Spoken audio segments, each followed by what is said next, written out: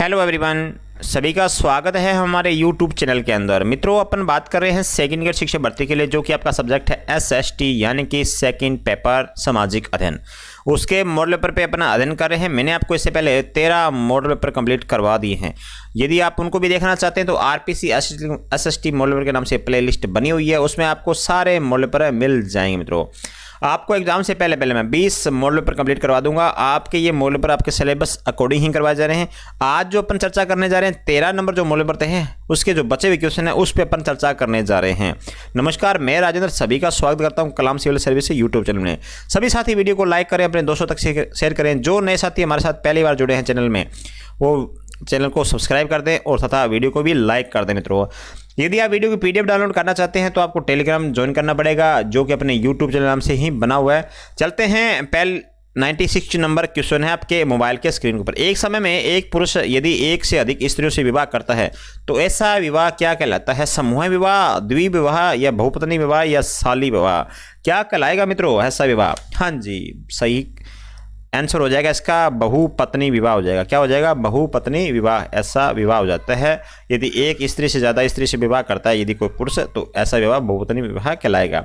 हाँ जी, 97 number question है। कम समय में ज़्यादा क्वेश्चन हल कर रहे हैं दोस्तों। अपने क्वेश्चनों का जल्दी जल्दी मिलान करते रहिएगा और हमारे साथ बने रहिएगा। लोक प्रशासन में किस काल को सिद्धांतों का स्वर्ण युग कहा गया है? लोक प्रशासन पूछा गया है, किस सिद्धांतों को स्वर्ण युग कहा गया है? तो कौन सा काल है जिसमें इस सिद्धांतों को स्वर्ण युग कहा गया? मित्रों, कौन सा काल हो जाएगा? हाँ जी, ये हो जाता है आपका 1927 से लेके 1938 के बीच में। दोस्तों, आपका 1 नंबर ऑप्शन क्या हो जाएगा? आपका सही हो जाता है।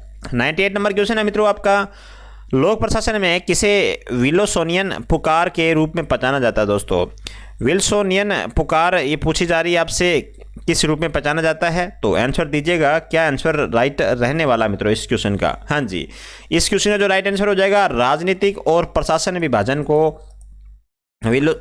विल्सोनियन पुकार के रूप में भी पहचाना जाता है। आपका 98 का क्या आंसर हो जाएगा? हाँ जी, 1 नंबर आंसर आपका सही हो जाएगा। आगे बढ़ते हैं, 99 नंबर क्वेश्चन है। हाँ जी, introductions of the study of public administration नामक पुस्तक के लेखक कौन है मित्रों? हाँ जी, इंपॉर्टेंट पुस्तक है ये दोस्तों, इंपॉर्टेंट क्वेश्चन लगा लीजिएगा। हाँ जी, बहुत अच्छी पुस्तक है ये। यदि इसके लेखक पूछे जाए आपसे तो आपका आंसर सही होगा LD वाइट। क्या होगा मित्रों? LD वाइट आपका आंसर सही हो जाएगा। 100 नंबर क्वेश्चन देखिएगा, हर्बर्ट साइमन को किस पुस्तक के लिए नोबेल पुरस्कार मिला है? हर्बर्ट साइमन को किस पुरस्कार के लिए नोबेल पुरस्कार मिला है, ये पूछा जा रहा है आपसे, तो आपका सही आंसर हो जाएगा administration behaviour. B number answer क्या हो जाएगा? आपका सही हो जाएगा। इस पुस्तक के लिए हर्बर्ट साइमन को क्या मिला है? नोबेल पुरस्कार मिला मित्रों। 1 से 1 क्वेश्चन है, इसमें 3 क्वेश्चन छुपे हुए हैं। ठीक है साहब, नोबेल पुरस्कार मिला है इस पुस्तक को लेके, और किसको मिला है? हर्बर्ट साइमन को मिला है। मित्रों, आपको मैं बता देता हूं, आज हमने जो फर्स्ट पेपर है आपका सेकंड ग्रेड का 16 मॉडल पेपर हमने कंप्लीट कर चुके हैं। आज हम जो बचे हुए 4 मॉडल पेपर हैं उस पर भी चर्चा कर लेंगे फर्स्ट पेपर के लिए। ठीक है, जीके और शिक्षा मनोविज्ञान का जो होता है आपका। आगे देखिएगा, 151 नंबर क्वेश्चन है, किसने लोक प्रशासन के सिद्धांतों को कहावतें कहा हैं? लोक प्रशासन के सिद्धांतों को कहावतें कहने वाले व्यक्ति कौन हैं? वो आपके हो जाएंगे, कौन हो जाएंगे? हर्बर्ट साइमन हो जाएंगे मित्रों। कौन हो जाएंगे? हर्बर्ट साइमन हो जाएंगे आपके। ठीक है साहब, आगे बढ़ रहे हैं 102 नंबर क्वेश्चन की तरफ। हाँ जी, लोक प्रशासन है, लोक प्रशासन क्या है ये पूछा जा रहा है आपसे। हाँ जी, विशिष्ट राजनीति व्यवस्था का आवश्यक भाग है। क्या है मित्रों? विशिष्ट राजनीतिक व्यवस्था का आवश्यक भाग है लोक प्रशासन। मित्रों, आगे बढ़ लिया गया, हेरचिका का अर्थ है दोस्तों, इस इंग्लिश वर्ड का शब्द पूछा जा रहा है, इसका अर्थ पूछा जा रहा है मित्रों। हाँ जी, इसका जो अर्थ हो जाएगा वो हो जाएगा उच्चतर का निमंतर। दोस्तों, उच्चतर का निमंतर। ठीक है साहब, B नंबर आंसर आपका सही हो जाता है। सभी निर्देशों और संदेशों को प्रॉपर चैनल से होकर ही गुजरना कौन सा सिद्धांत है? सभी निर्देश और संदेश को यदि प्रॉपर चैनल से ही होकर गुजरना होता है तो वो कौन से सिद्धांत पे काम करता है मित्रों, ये पूछा जा रहा है आपसे। हाँ जी, वो हो जाएगा आपका उचित माध्यम का सिद्धांत। दोस्तों, कौन सा हो जाएगा? उचित माध्यम का सिद्धांत आपका राइट आंसर हो जाएगा। 105 नंबर क्वेश्चन है मित्रों, बहुत अच्छे क्वेश्चन है सारे ये। हाँ जी, कार्यात्मक फोरमैनशिप की अवधारणा की वकालत किसने करी है? कार्यात्मक फोरमैनशिप की अवधारणा की वकालत करने वाले व्यक्ति कौन है, यहाँ आपसे ये पूछा जा रहा है। तो FW टेलर हो जाएंगे। कौन हो जाएंगे मित्रों? FW टेलर इसका राइट आंसर हो जाएगा। हाँ जी, 106 नंबर क्वेश्चन है, निर्णय निर्माण में परिसीमित तार्किकता मॉडल किसने दिया? परिसीमित तार्किकता मॉडल पूछा जा रहा है निर्णय निर्माण में मित्रों। ये बहुत अच्छा क्वेश्चन है, इंपॉर्टेंट क्वेश्चन लगा लीजिएगा, एग्जाम के लिहाज से इंपॉर्टेंट क्वेश्चन बन जाता है। तो इसका होगा साइमन। कौन हो जाएगा मित्रों? साइमन आपका राइट आंसर हो जाएगा। हाँ जी, the science of moulding through लेख किसके है दोस्तों? ये लेख पूछा गया, किसका लेख है? तो इस क्वेश्चन का राइट आंसर क्या होने वाला है मित्रों? हाँ जी, लिन डब्लम हो जाएगा, आपका पहला ही आंसर राइट हो जाएगा दोस्तों। ग्रेप वाइन संचार है, ग्रेप वाइन संचार क्या है? हाँ जी, ग्रेप वाइन संचार है जो क्या है, एक अनौपचारिक संचार है दोस्तों। कैसा संचार है? एक अनौपचारिक संचार है। 108 कंप्लीट क्वेश्चन हमारे हो चुके हैं। यदि अभी तक किसी साथी ने वीडियो लाइक नहीं करा और चैनल को सब्सक्राइब नहीं करा तो सब्सक्राइब ही कर दीजिएगा मित्रों। 109 नंबर क्वेश्चन देखिएगा आपसे। हाँ जी, सुमेलित से संबंधित क्वेश्चन है, देखिएगा। अपन बात करते हैं 109 नंबर क्वेश्चन के, मिलान करना शुरू करते हैं मित्रों। हाँ जी, क्या मिलान होता है देखते हैं। हाँ जी, आवश्यकता प्रथमता सिद्धांत मास्लो का मित्रों। किसका सिद्धांत है ये? मास्लो का। अभिप्रेरण अनुरक्षण सिद्धांत आपका हर्ज़बर्ग का हो जाएगा। किसका हो जाएगा? हर्ज़बर्ग का। अभिप्रेरणा का प्रत्याशा सिद्धांत आपका हो जाएगा विक्टर ब्रूम का हो जाएगा। विक्टर ब्रूम का हो जाएगा। बहुत सारे ये अच्छे सिद्धांत है मित्रों, ये ऐसे कूट में प्रश्न पूछे जा सकते हैं आपके। अभिप्रेरणा का जो XY सिद्धांत है ये आपका हो जाएगा मैकग्रेगर। तो 3 1 2 4 राइट आंसर हो रहा है। तो 1 नंबर ऑप्शन हमारा क्या हो जाएगा? आपका सही हो जाता है। आगे बढ़ रहे हैं, 110 नंबर क्वेश्चन है, निम्न में से कौन सा एक F हर्ज़बर्ग द्वारा परिभाषित हाइजीन कारकों में सम्मिलित नहीं है? हाइजीन कारकों में सम्मिलित नहीं पूछा जा रहा आपसे, तो क्या सम्मिलित नहीं है? हाँ जी, उन्नति और वृद्धि मित्रों। उन्नति और वृद्धि है ना, ये सम्मिलित नहीं है। हर्ज़बर्ग के द्वारा जो परिभाषित है हाइजीन कारक, उनमें ये सम्मिलित अपन नहीं करेंगे। हाँ जी, आगे देखिएगा, वैलेंसी एक्सपीरियंसली थ्योरी को अभिप्रेरण के एक विकल्प सिद्धांत के रूप में प्रस्तावित किया था। तो किसने ये प्रस्तावित किया था मित्रों? ये पूछा जा रहा है आपसे। हाँ जी, ये हो जाएगा विक्टर ब्रूम ने प्रस्तावित किया था। आपका बी नंबर आंसर क्या हो जाएगा? आपका करेक्ट हो जाता है। 112 नंबर क्वेश्चन है मित्रों, आपके मोबाइल के स्क्रीन के ऊपर देखेगा, भारतीय प्रशासनिक व्यवस्था में मंत्री लोक सेवक संबंधों की दृष्टि के प्रकाश में आने वाली सर्वप्रथम विवाद कौन सा है? तो सर्वप्रथम विवाद कौन सा हो जाएगा? हाँ जी, कृष्णमाचारी बनाम पटेल विवाद हो जाएगा मित्रों। कौन सा हो जाएगा? कृष्णमाचारी बनाम पटेल विवाद आपका सही आंसर हो जाएगा। आगे बढ़ रहे हैं 113 नंबर क्वेश्चन के ऊपर। वेदों में ऋणतस्थ गुप्ता किसे कहा गया है? वेदों में पूछा गया ऋणतस्थ गुप्ता किसे कहा गया? इंद्र, मित्र, वरुण या नासत्य को? दोस्तों किसे कहा गया? हाँ जी, ये कहा गया आपका, हाँ जी, वरुण को कहा गया मित्रों। किसको कहा गया? वरुण को कहा गया। 113 नंबर क्वेश्चन का सी नंबर आंसर है। वेदांगों की संख्या कितनी है दोस्तों? वेदांगों की संख्या कितनी हो जाएगी? हाँ जी, वो हो जाती है आपकी 6। कितनी संख्या हो जाएगी? आपकी 6 संख्या हो जाएगी। हाँ जी, महाकाव्य कहा जाता है, महाकाव्य किसे कहा जाता है ये पूछा जा रहा है आपसे। हाँ जी, आत्मा एवं ब्रह्मा की एकाग्रता सिद्ध करने वाले वाक्यों को कहते हैं दोस्तों। 1 नंबर आंसर आपका सही हो जाएगा इससे क्वेश्चन का आंसर। आगे बढ़ रहे हैं 116 नंबर क्वेश्चन की तरफ। हाँ जी, 116 नंबर क्वेश्चन देखिएगा, उपनिषदों के अनुसार ब्रह्म साक्षात्कार या आत्म साक्षात्कार क्या है? उपनिषदों के अनुसार पूछा जा रहा है आपसे, ब्रह्म साक्षात्कार एवं आत्म साक्षात्कार क्या है मित्रों? हाँ जी, ये आपका हो जाएगा पराविद्या है दोस्तों। क्या है ये? पराविद्या है। आपका बी नंबर आंसर सही हो जाएगा। सुकरात के सद्गुण संबंधी सिद्धांतों में से निम्न में से कौन सा कथन सही है? कौन सा कथन सही है ये पूछा जा रहा है आपसे यहाँ से। हाँ जी, ये आपका देखेगा सद्गुण एक ही है मित्रों, बिल्कुल सही है ये। ज्ञान ही सद्गुण है, सद्गुण शिक्षणीय है, सद्गुण अविभाज्य है और सद्गुण एवं ज्ञान में अनिवार्य एवं तादम्य संबंध है दोस्तों। तो 1 2 3 4 5 सारे ही सही हैं। तो आपका आंसर हो जाएगा राइट 117 का 3 नंबर राइट हो जाएगा मित्रों।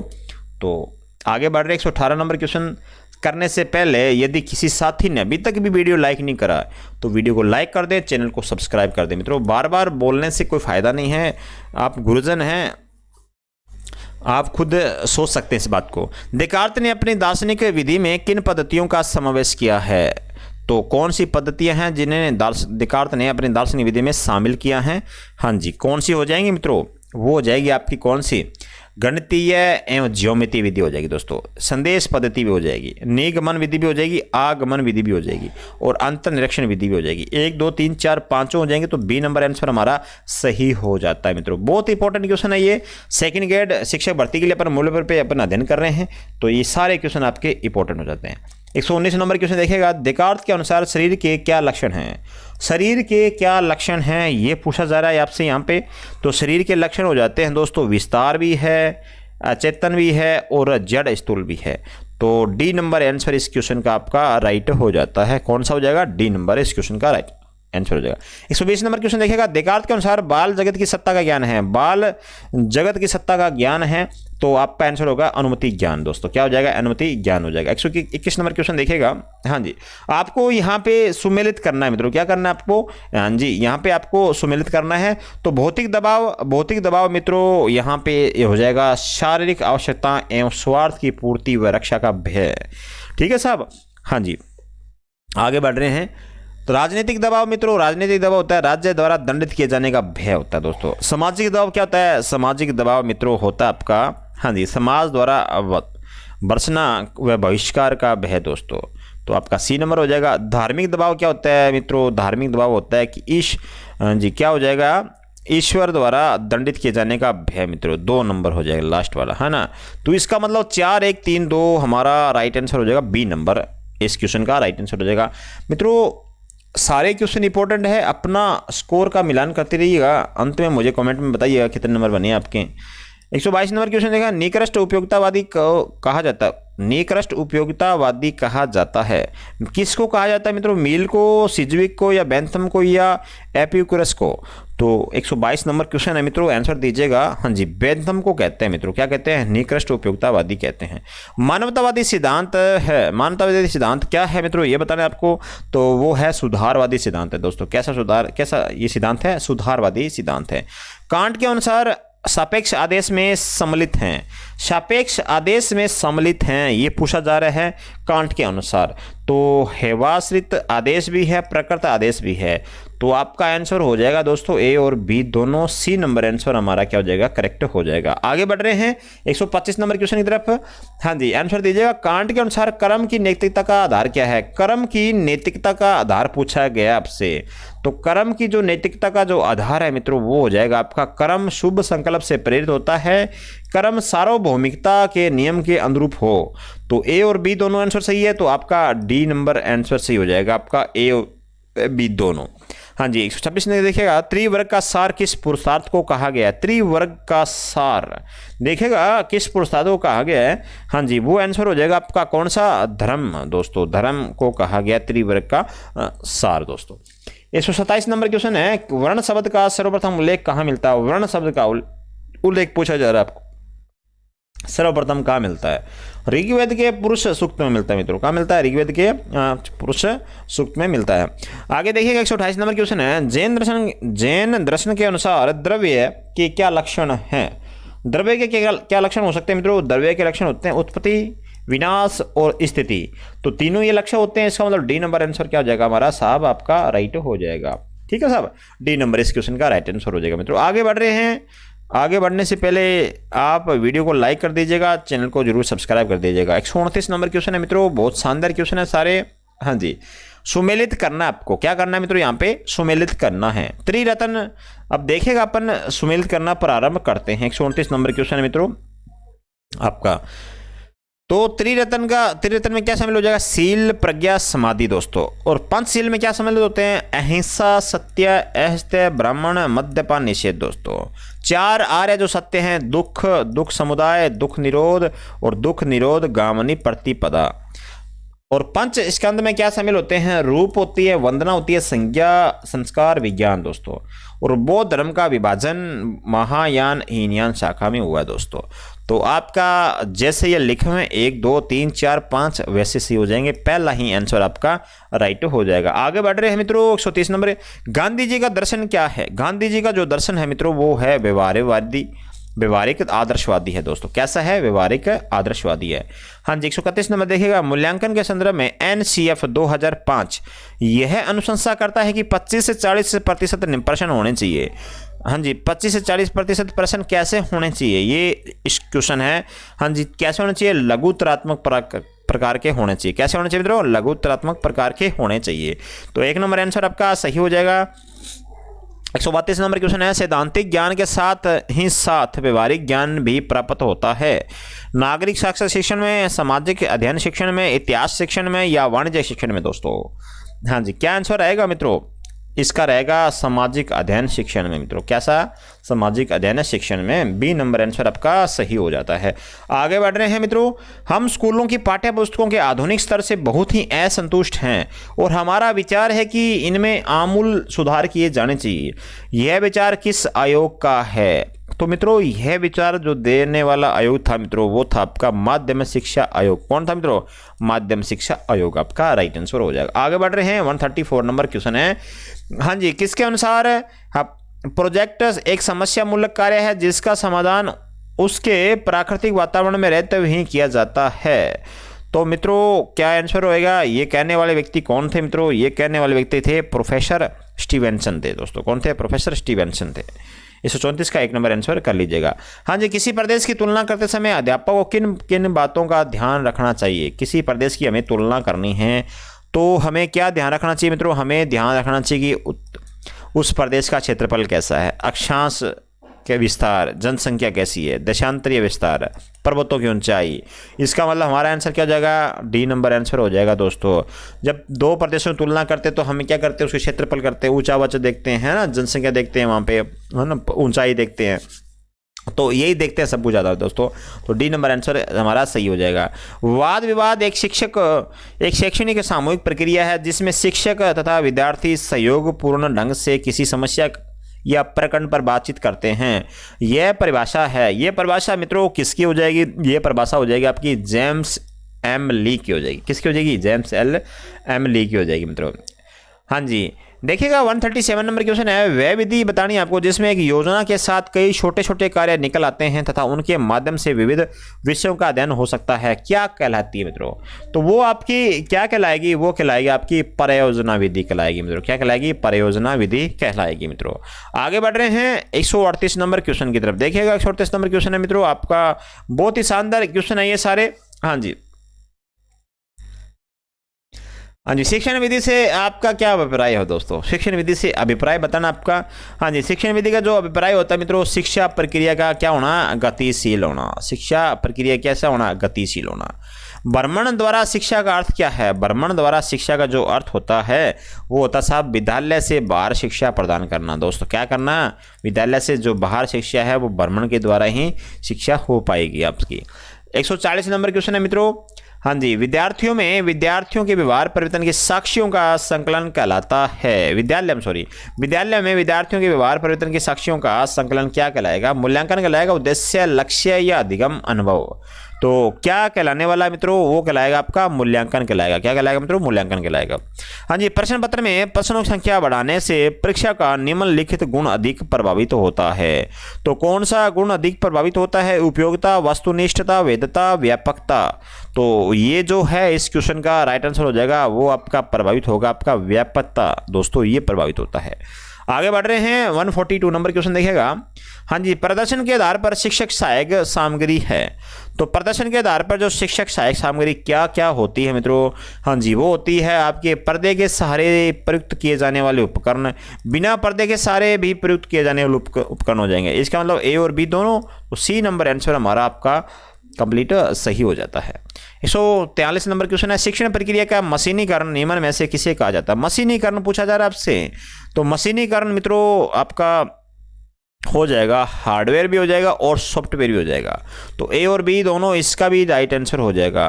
तो सी नंबर इस क्वेश्चन का भी आपका राइट आंसर हो जाएगा मित्रों। आगे बढ़ रहे हैं, आगे देखेगा क्वेश्चन 144। हाँ जी पाठ्य वस्तु पर आधारित इकाई योजना निम्न प्रकार की होती है। पाठ्य वस्तु पर जो आधारित इकाइयाँ होती है वो किस प्रकार की होती है? हाँ जी प्रकरण पर आधारित, सिद्धांत पर आधारित या किसी मूल पहलू पर आधारित या उपयुक्त सभी। तो मित्रों जो पाठ्य वस्तु पर जो आधारित इकाई या योजना होती है वो प्रकरण पर भी आधारित होती है, सिद्धांत पर भी आधारित होती है, किसी मूल पहलू पर भी आधारित होती है। तो डी नंबर आंसर क्या हो जाएगा आपका, सही हो जाएगा। हाँ जी, शिक्षण में सहायक सामग्री के प्रयोग का प्रमुख कारण क्या है? शिक्षण में जो सहायक सामग्री होती है उसके प्रयोग का कारण क्या होता है मित्रों? हाँ जी, उसका प्रयोग का ये कारण था कि विषय वस्तु जो होती है ना उसको सरल बनाया जाता है, रोचक बनाया जाता है, स्पष्ट व बोधगम्य बनाया जाता है सहायक सामग्री के द्वारा। मित्रों 145 का जो आंसर हो जाएगा सी नंबर आंसर अपन करेक्ट कर लेंगे। आगे बढ़ रहे हैं, 146 नंबर क्वेश्चन है, कक्षा में किसी भी सहायक सामग्री का उपयोग करते समय निम्नलिखित में से ध्यान में रखने योग्य प्रमुख बिंदु हैं। ध्यान में जो रखने योग्य वाले प्रमुख बिंदु हो जाएंगे, सुंदर हो, 3 आयामी हो, पूरे समय तक प्रदर्शित रहे, उद्देश्यपूर्ण हो। तो मित्रों इस क्वेश्चन का जो राइट आंसर हो जाएगा वो हो जाएगा आपका उद्देश्यपूर्ण हो। मित्रों कैसा हो, उद्देश्यपूर्ण हो। हाँ जी, अब आगे देखिएगा 147 नंबर क्वेश्चन है आपके मोबाइल के स्क्रीन के ऊपर। लॉरेंस, स्टॉलरो तथा डेविस ने कंप्यूटर द्वारा शिक्षण प्रक्रिया प्रस्तुत करने हेतु कितने चरण बताए हैं?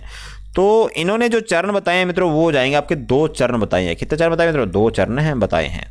किसने अपनी पुस्तक the teacher in a democratic society में शिक्षक के गुण बताए हैं? तो किसने बताए मित्रों? वेनिंग, एलन, ड्रेयर या कैनवर्थी? तो ये जो बताने वाले व्यक्ति थे तो ड्रेयर थे। कौन थे मित्रों? ड्रेयर थे। आपका 148 नंबर क्वेश्चन कंप्लीट हो जाता है, इसका आंसर होगा सी नंबर। मित्रों अभी तक यदि चैनल को सब्सक्राइब नहीं करा है, जो नए साथी जुड़ा हमारे साथ और वीडियो को लाइक नहीं करा, तो सारे साथी मिलकर एक बार वीडियो को लाइक कर दें। यदि आपको पीडीएफ चाहिए तो आपको टेलीग्राम चैनल ज्वाइन करना पड़ेगा मित्रों। हाँ जी, 149 नंबर क्वेश्चन है, सामाजिक अर्थ अभिव्यक्ति के लिए यह किसने कहा है? यह एक ऐसी प्रक्रिया है जिसमें शिक्षक कालांश को कक्षा या छात्रों द्वारा चुनी गई समिति को सौंप देता है तथा कक्षा कार्य से अपने को पूर्णतः पृथक कर लेता है। तो मित्रों इस क्वेश्चन का जो राइट आंसर हो जाएगा वो हो जाएगा बाइंडिंग एंड बाइंडिंग। मित्रों किसने कहा? ये बाइंडिंग एंड बाइंडिंग ने कहा है। हाँ जी, अंतिम क्वेश्चन है मित्रों। अंतिम क्वेश्चन से पहले आप सभी का धन्यवाद अंत तक देखने के लिए।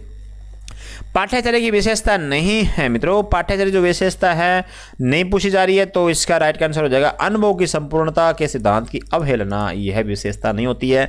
सभी का धन्यवाद मित्रों अंत तक देखने के लिए। आगे भी हमारे साथ बने रहिएगा। Thank you so much.